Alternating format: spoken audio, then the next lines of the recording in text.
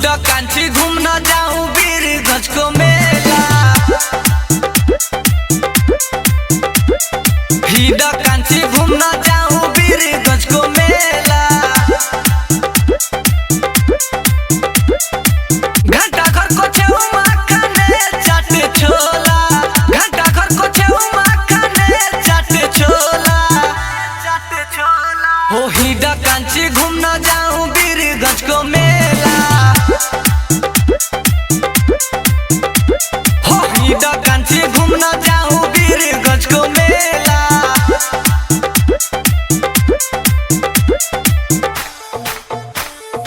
बीरगंज को मेला। बीरगंज को मेला।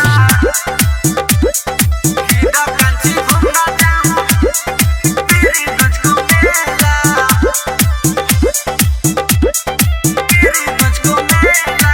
बोला बोला दुर्गा मैया की गहवा माई को दर्शन गरी यस पाली दसैँ मनाउने।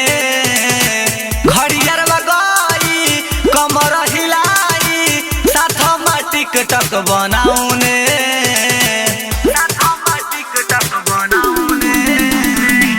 गहवा माई को दर्शन गरी यस पाली दसैँ मनाउने। घडियारमा गई कमर हिलाई साथमा टिकटक बनाउने।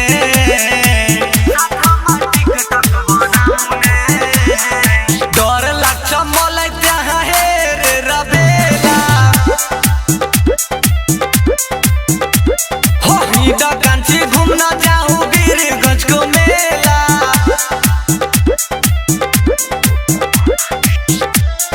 हीडा कान्छी घुम्न जाऊँ बीरगंजको मेला।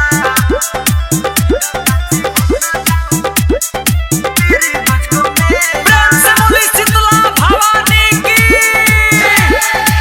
भिसुवाको माथि पहाडमा चढी सेल्फी हामी खिचाउने।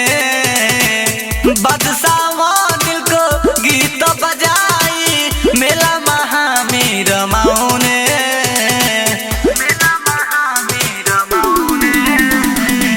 भिसुवा पहाडको माथि चढी सेल्फी हामी खिचाउने। बादशाह दिलको गीत बजाई मेलामा हामी रमाउने।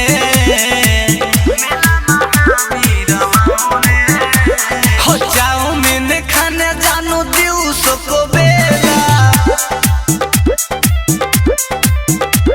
हो हीडा कान्छी घुम्न जाऊँ बीरगंजको मेला।